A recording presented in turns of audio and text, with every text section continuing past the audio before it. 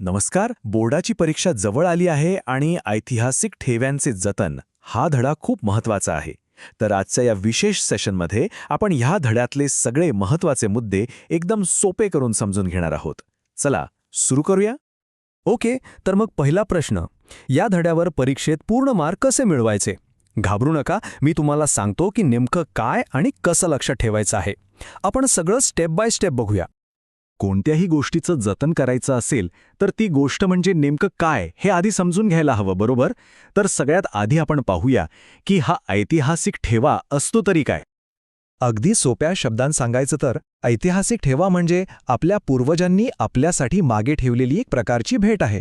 यातूनच आपल्याला आपला इतिहास कळतो. आता हा ठेवा दोन प्रकारचा असतो. एक म्हणजे मूर्त, म्हणजे ज्याला आपण स्पर्श करू शकतो, आणि दुसरा म्हणजे अमूर्त, म्हणजे ज्याला आपण स्पर्श नाही करू शकत, जसे की लोककथा किंवा परंपरा.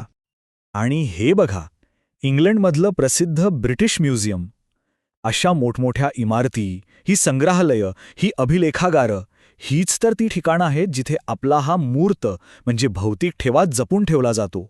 विचार करा, या गोष्टी नसत्या तर आपला कितीतरी इतिहास काळाच्या पडद्याआड गेला असता. बरं, आता पुढचा मुद्दा. परीक्षेच्या दृष्टीने हा खूप महत्त्वाचा आहे. दोन शब्द आहेत जे सारखे वाटतात पण त्यांच्यात फरक आहे.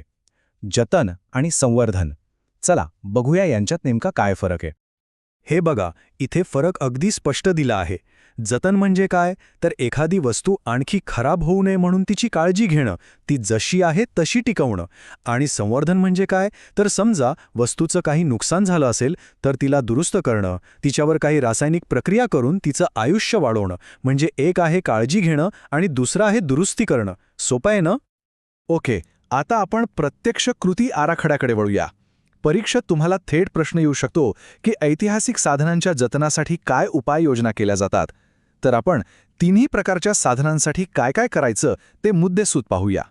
सगळ्यात आधी मौखिक साधनं म्हणजे काय, तर आपल्या आजी आजोबांनी सांगितलेल्या गोष्टी, लोकगीत, ओव्या या कुठे लिहून ठेवलेल्या नसतात. मग त्या हरवू नयेत म्हणून काय करायचं, तर ही गाणी, या कथा गोळा करायच्या, त्यांचं वर्गीकरण करायचं, त्यांचा अभ्यास करायचा आणि मग पुस्तक रूपात त्या प्रकाशित करायच्या, म्हणजे त्या कायमस्वरूपीच जपल्या जातील. आता बघूया लिखित साधनं, म्हणजे जुनी पत्र, डायऱ्या, हस्तलिखितं. ही तर कागदावर लिहिलेली असतात, त्यामुळे ती खराब होण्याची शक्यता असते. म्हणून त्यांना आधी गोळा करायचं, मग त्यांच्यावर आवश्यक रासायनिक प्रक्रिया करून त्यांना स्वच्छ करायचं, त्यांचं महत्त्व तपासायचं आणि मग त्यातली महत्त्वाची कागदपत्रं प्रकाशित करायची, जेणेकरून सगळ्यांना त्यांचा अभ्यास करता येईल. आणि तिसरा प्रकार भौतिक साधनं, म्हणजे थेट वस्तूच, जुनी नाणी, भांडी, मूर्ती यांचं जतन कसं करणार, तर अर्थातच त्या आधी गोळा करायच्या, त्यांची व्यवस्थित नोंदणी करायची, मग त्यांची स्वच्छता, रासायनिक प्रक्रिया या सगळ्याची नोंद ठेवायची. आणि सगळ्यात महत्त्वाचं, या वस्तूंचा अभ्यास करून त्यावर शोध निबंध प्रकाशित करायचे, म्हणजे त्यातून मिळणारं ज्ञान सगळ्यांपर्यंत पोहोचेल. तर आता आपण जतन करण्याच्या सगळ्या उपाययोजना बघितल्या. पण आता खरा प्रश्न, परीक्षेत यावर प्रश्न कसे विचारले जातात? चला काही महत्त्वाचे प्रश्न बघूया जे 5 मार्कांसाठी येऊ शकतात. पहिला प्रश्न बघा. अभिलेखागारांच्या व्यवस्थापनातील महत्त्वाची कामे कोणती? अभिलेखागार म्हणजे काय, जिथे लिखित साधनं जपली जातात. मग याचं उत्तर लिहिताना आपण आत्ताच जे लिखित साधनांच्या जतनाचे उपाय बघितले तेच मुद्दे इथे लिहायचे आहेत. पुढचा प्रश्न आहे, कोश वाङ्मय का आवश्यक आहे ते स्पष्ट करा. आता कोश वाङ्मय म्हणजे काय, तर एन्सायक्लोपीडिया किंवा विश्वकोश हे सुद्धा ज्ञानाचं जतन आणि संवर्धनच आहे, नाही का? यात सगळी माहिती एकत्र करून सोप्या भाषेत सगळ्यांसाठी उपलब्ध करून दिली जाते. त्याचं महत्त्व तुम्हाला इथे स्पष्ट करायचं आहे.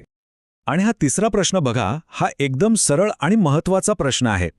ऐतिहासिक साधनांच्या जतनासाठी आवश्यक असलेल्या विविध उपाययोजनांचं वर्णन करा. याचं उत्तर लिहिताना काय करायचं? अगदी सोपं आहे.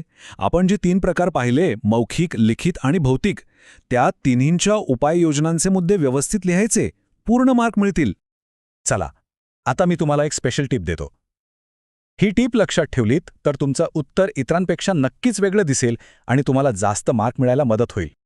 लक्षात ठेवा, उत्तर लिहिताना फक्त काय आणि कसे करायचे हे लिहू नका, म्हणजे फक्त उपाययोजना लिहू नका, तर त्यासोबत का करायचे हे सुद्धा लिहा. म्हणजे हा सगळा खटाटोप आपण का करतोय, तर आपला इतिहास पुढच्या पिढीपर्यंत पोहोचवण्यासाठी. ही एक ओळ जरी तुम्ही उत्तराच्या शेवटी जोडलीत तरी तुमच्या उत्तराला एक वेगळं वजन प्राप्त होतं. तर परीक्षेसाठी जे काही आवश्यक आहे ते आपण आज बघितलं. मला खात्री आहे की तुम्हाला याचा नक्कीच फायदा होईल. पण जाता जाता एक शेवटचा प्रश्न, ज्याचं उत्तर परीक्षेच्या पेपरमध्ये नाही तर आपल्या मनात शोधायचं आहे. हा जो आपला अमूल्य ठेवा आहे तो जपण्याची जबाबदारी फक्त सरकारची आहे का? नाही, ती आपली, प्रत्येकाची जबाबदारी आहे. हा विचार नक्की करा. परीक्षेसाठी खूप खूप शुभेच्छा.